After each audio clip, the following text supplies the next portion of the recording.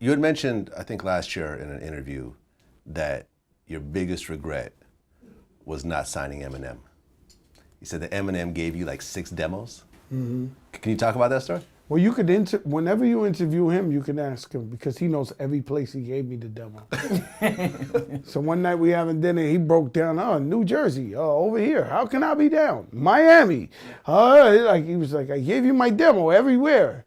Did you ever listen? I'm like, oh my God, this is Eminem, my man. So you never even listened to the demos? I'm not sure. I mean, I feel you because people hand me CDs. Back in the days, they used to give me crazy CDs and I'd just be like, keep it moving. But obviously that would be my biggest regret, you know? So it wasn't Eminem like... is like, you know. Eminem. He's a fucking statue, bro. He's a walking statue. So Eminem actually reminded you about all the times? Yes. He rubbed it in your face a little bit. He had to. I mean, I get disrespected all the time. Pitbull disrespects me. Right, you could have signed Pitbull also. They all disrespect me. Who else? Pitbull definitely told me one day, and I didn't know whether it was like, it wasn't subliminal because it was just to the point.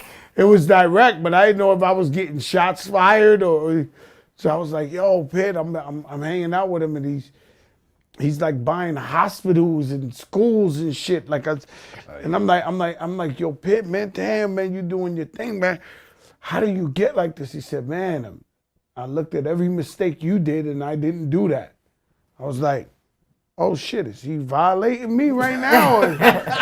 Or is he just keeping it too real? Like, you know. Too real for TV. But, you know, I love him and I'm proud of his success. And you know, he's a real good friend.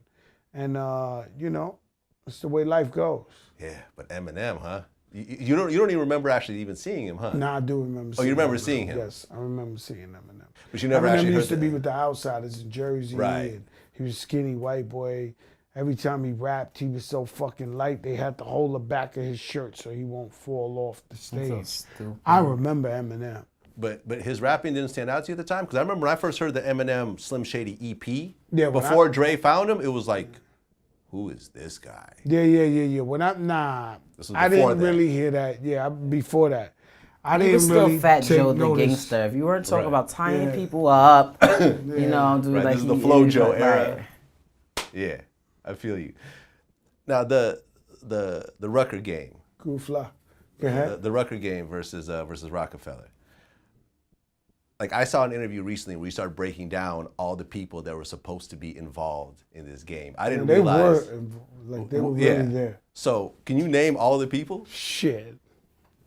Shaquille O'Neal? Shaquille O'Neal, they said Jay-Z had. He called me up on the radio and threatened me, Shaquille O'Neal. But who we had? Sean Marion, Jermaine O'Neal. We had Steph. We had AI. We had Al Harrington.